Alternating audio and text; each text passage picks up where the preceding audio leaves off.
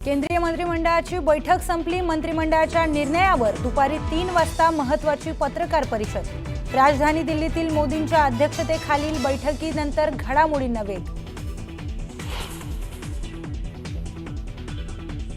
पहलगाम हल्ल्यानंतर एनआयए कडून 3D mapping सुरू। दहशतवाद्यांचा इस्केप रूट उघड होण्याची शक्यता।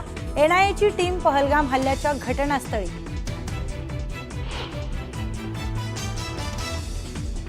पहलगाम दहशतवादी हल्ल्याच्या तपासात मोठा खुलासा। डेट ड्रॉप पॉलिसीद्वारे रचलं पहलगाम हल्ल्याचं षडयंत्र। पहलगाम दहशतवादी हल्ल्याचं टूलकिट कनेक्शन उघड।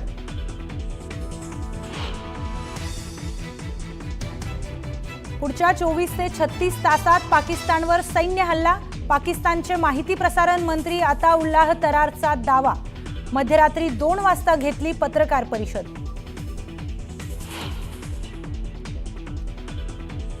आयपीएस देवेन भारती मुंबईचे नवे पोलीस आयुक्त। विवेक फणसळकरांच्या सेवानिवृत्तीनंतर देवेन भारतींची नियुक्ती।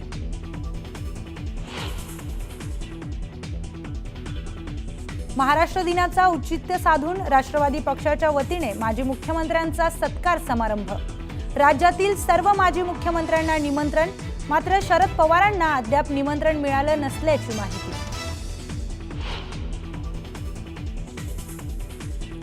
एकत्र येत असतील तर चांगलंच आहे, मात्र याबाबत बोलण्याचा आजचा प्रसंग नाही। राज ठाकरे आणि उद्धव ठाकरेंच्या एकत्र येण्याच्या चर्चांवर शरद पवारांचं मोठं विधान। ठाण्यातल्या 5 पखाडी इथं शरद पवारांच्या हस्ते तुळजाभवानी मूर्तीची प्राणप्रतिष्ठा आणि पूजन। कार्यक्रमादरम्यान भगव्या वस्त्रांमधील जितेंद्र आव्हाडच ठरले चर्चेचा विषय।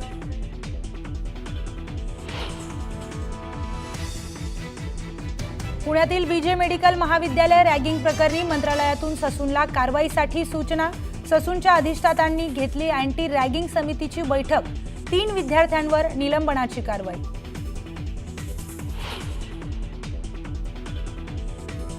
आणि नाशिकच्या भद्रकाली पोलीस स्टेशनमधून आरोपीने ठोकली धूम।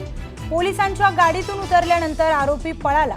आरोपीच्या पलायनाची दृश्य सीसीटीव्हीत कैद।